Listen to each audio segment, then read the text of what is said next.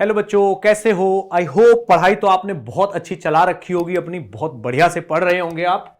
ठीक है, तो बच्चों आज मैं आपके लिए लेके आया हूं 80 plus marks in physics in April attempt.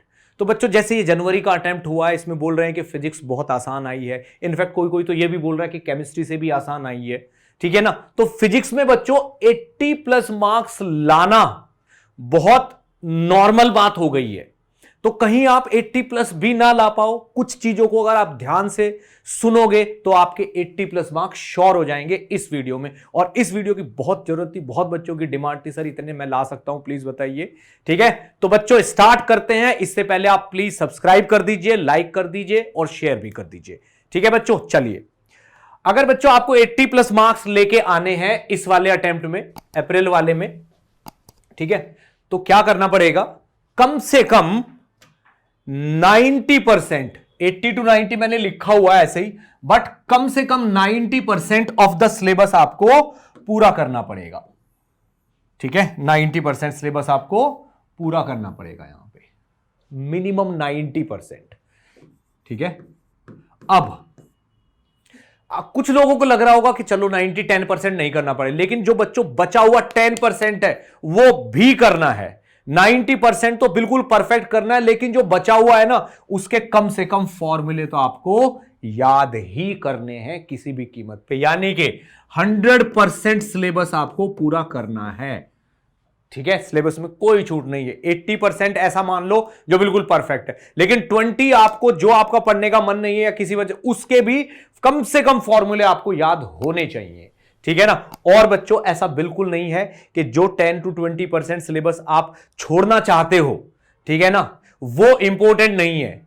ठीक है ना? कुछ बच्चे इसलिए छोड़ देते हैं कि सर इसका तो वेटेज नहीं है। तो बच्चों जैसा जनवरी का अटेम्प्ट आया है, जिस तरीके का वेटेज किसी चैप्टर का जनवरी के अटेम्प्ट में, ऐसा बिल्कुल जरूरी नहीं है कि अप्रैल में भी हो सकता है अप्रैल में उसमें से ज्यादा सवाल आ जाए जिसमें जनवरी में कम आए। इसलिए कुछ भी छोड़ना आप अफोर्ड नहीं कर सकते, आपको करना ही है। और यह बहुत बड़ी बात नहीं है। ठीक है, सिलेबस को 100% करना, कर सकते हो आप। नेक्स्ट पॉइंट क्या है?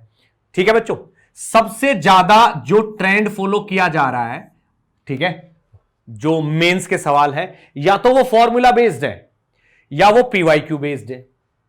बहुत कम क्वेश्चन कॉन्सेप्ट बेस्ड है, और वो भी बहुत ही इजी लेवल के।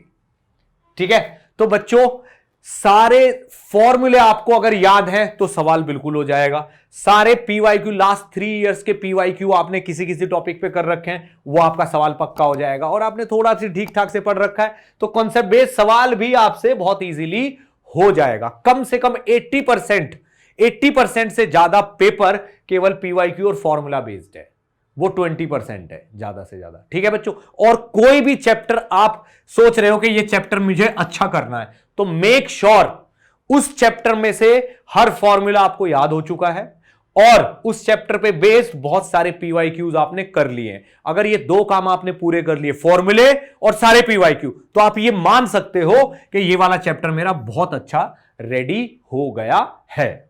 ठीक है, चलिए बच्चों, अब मैंने ये कुछ टॉपिक लिखे हैं। देखो ये येलो कलर से लिखे हुए टॉपिक हैं, और कुछ टॉपिक मैंने ये ग्रीन कलर से लिखे हैं। ठीक है ना? येलो कलर का मतलब क्या है बच्चों? येलो कलर का मतलब ये है कि इनका ट्रेंड ऑलमोस्ट फिक्स्ड है। इनका ट्रेंड ऑलमोस्ट फिक्स्ड है। ठीक है ना? फिक्स्ड ट्रेंड होने का मतलब क्या है कि जैसे करंट इलेक्ट्रिसिटी में से हमेशा 2 से 3 सवाल आते हैं, तो इसमें से अब भी 2 से 3 सवाल ही आ रहे हैं। हर पेपर में 2 से 3 सवाल आ रहे हैं। मॉडर्न फिजिक्स के 2 से 3 सवाल आने ही हैं, वो पक्का आ रहे हैं। इलेक्ट्रोस्टैटिक्स से रिलेटेड 2 सवाल, एमईसी का 1 या 2 सवाल, ईएमआई एसी का 1 या 2 सवाल, केटीजीएन थर्मो के अगेन 2 से 3 सवाल आ रहे हैं, तो वो बिल्कुल ऐसे के ऐसे ही आ रहे हैं। यूनिट डायमेंशन का 1 सवाल बिल्कुल पक्का है। तो ये बिल्कुल ट्रेंड फिक्स है, इनको तो घोट के पी जाना है चैप्टर्स को। नेक्स्ट ये वाले चैप्टर, जैसे ऑप्टिक्स हुआ भाई, उसका कभी कभी 1 सवाल भी आता है, उसके 2 भी आते हैं, और कभी कभी 3 भी आ रहे हैं। समझ रहे हो आपको? तो ये थोड़े वेरिएबल ट्रेंड है। Centre of mass and rotation से 1+1 की उम्मीद की जाती है, कभी कभी इन दोनों चैप्टर से मिला के 4 भी आ जाते हैं, 4 सवाल भी आ जाते हैं इनसे। तो इनका ट्रेंड थोड़ा वेरिएबल। काइनेमेटिक्स से 1 आ रहा है हमेशा, कभी कभी 2-3 भी आ जाते हैं। ठीक, वर्क पावर एनर्जी के 1, 2, 3 कितने भी आ सकते हैं। एसएचएम एंड वेव्स, अगर मैं वेव्स भी लूं तो इसमें से 2 सवाल की काइंड ऑफ गारंटी होती है, लेकिन कभी कभी इसमें से 3 भी आ रहे हैं। सेमीकंडक्टर में से 1 सवाल की तो गारंटी रहती है, ग्रेविटेशन में इनमें से भी कभी 2-2 सवाल भी हो रखे हैं। तो ये वो वेरिएबल ट्रेंड है। वेरिएबल ट्रेंड का मतलब ये नहीं कि ये नहीं आते, आ भी सकते, नहीं नहीं आएगा, जरूर जरूर आएगा, इसीलिए तो यहां लिखा है, ठीक है ना। तो बच्चों जो ये चैप्टर मैंने लिखे हैं येलो वाले और ग्रीन वाले, ये आपके बिल्कुल परफेक्ट होने ही चाहिए। जो 80% सिलेबस आपका कंप्लीट है उनमें ये चैप्टर कंप्लीट होने ही चाहिए, ठीक है ना। नेक्स्ट जो आपको करना है, आपको अपना स्टडी मटेरियल बिल्कुल फिक्स करके रख लेना अभी से। भाई 50 से 55 दिन और बच रहे हैं, ठीक है ना, 50-55 दिन और बच रहे हैं। तो इन दिनों में आप क्या क्या पढ़ोगे, क्या क्या करना, वो फिक्स करना जरूरी है। जिस वक्त हम पढ़ाई करने बैठते हैं और उसी वक्त हम डिसाइड करते हैं तो बहुत ज्यादा एक्स्ट्रा भी पढ़ लेते हैं जिसकी जरूरत नहीं होती। उसको पहले से ही सॉर्ट करके रखोगे तो आपको ज्यादा टाइम नहीं लगेगा और फालतू का लालच भी नहीं रहेगा और टू द पॉइंट पढ़ाई करोगे, ठीक है बच्चों। सारे PYQ आप सेट करके रख लो कि मुझे ये वाले PYQ रखने हैं, तो वो बुक रख लो कि ये मुझे करनी है। दूसरा, जो जो नोट्स आपको पढ़ने हैं अगर आपके पास नहीं है तो जिसके भी बहुत अच्छे नोट्स है वो अरेंज करो और उनको सामने रखो कि ये मुझे करना अगले 50-55। कोचिंग मटेरियल में से जो भी सिलेक्टेड एक्सरसाइज या क्वेश्चंस हैं उनको रेडी करके रख लो कि ये ही करने हैं। और एनसीईआरटी का वो पार्ट जिसमें से डायरेक्ट सवाल आ रहे हैं, केमिस्ट्री में कुछ फिजिक्स में भी आ रहे हैं, वो वाली चीज भी बिल्कुल निशान लगा के तैयार करके रख लो कि ये मुझे अगले 50-55 दिन में पढ़नी है, ठीक है बच्चों। और साथ में ही एक जो सबसे इंपॉर्टेंट चीज है वो ये है कि कम से कम 40 प्रॉब्लम आपको डेली करनी है। 40 प्रॉब्लम आपको डेली करनी है, मिनिमम 40 इन फिजिक्स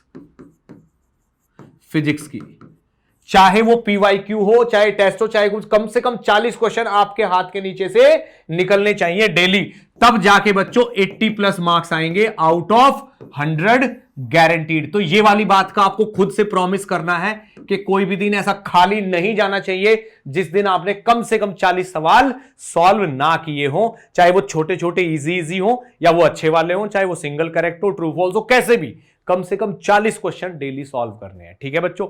चलिए बच्चों, इसी के साथ मैं आप लोगों से विदा लेता हूं। Best of luck, thank you.